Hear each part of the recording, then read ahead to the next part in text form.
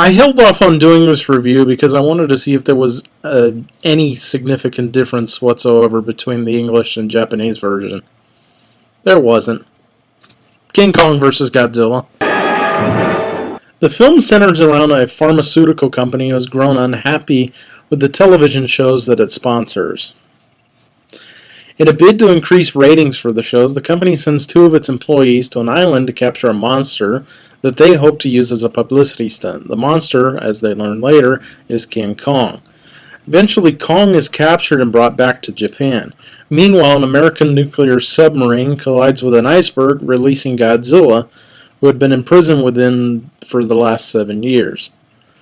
The 2 monsters eventually make their way to Japan, where they have a series of battles which culminates in a final battle at Mount Fuji, which ends when both monsters fall off a cliff into the ocean. When the monsters are on screen, the film is great. The fights between King Kong and Godzilla are hilariously cheesy and really fun to watch. This is definitely why I rate the movie as high as I do.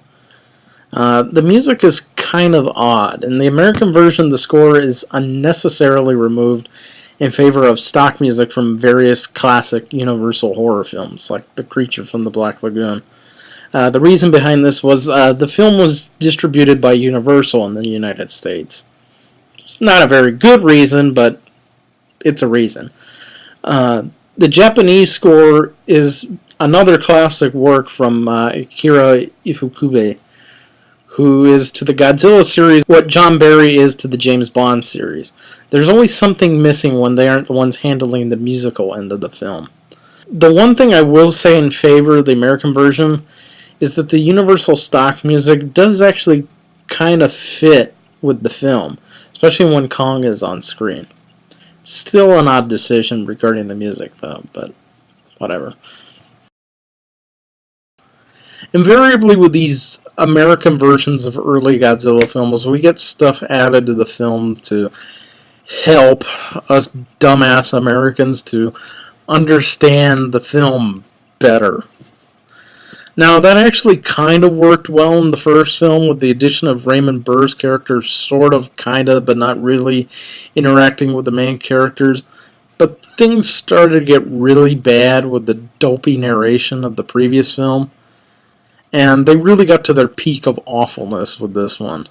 The film uses an American actor to just kind of stand around in a studio at various points of the film to either tell you what literally just happened in the film, or to talk about monster fight strategies like this is the damn Fox NFL Sunday halftime report brought to you by insert corporation name here.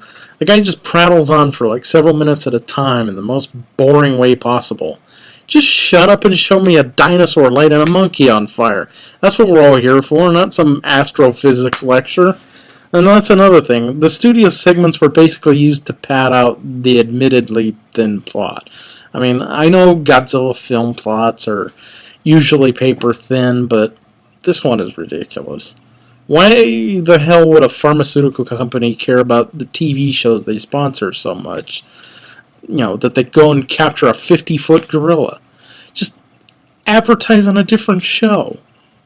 Why go through the hassle? I mean, King Kong leaves at the end and goes back to his island, so, nothing really changed at all.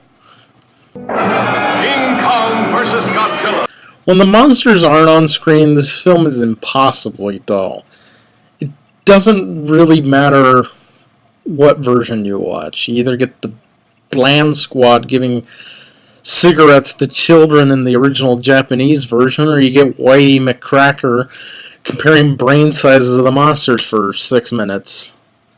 I'd have throw pretzels at that guy, yeah. Could call them Whitey Whackers. Anyway, what I'm basically trying to say is watch for the monster battles, but skip the rest of it.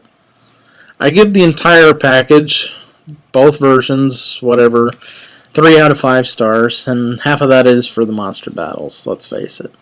Well, that's it for King Kong vs. Godzilla. Join me next time as I review a better Godzilla movie. Bye for now.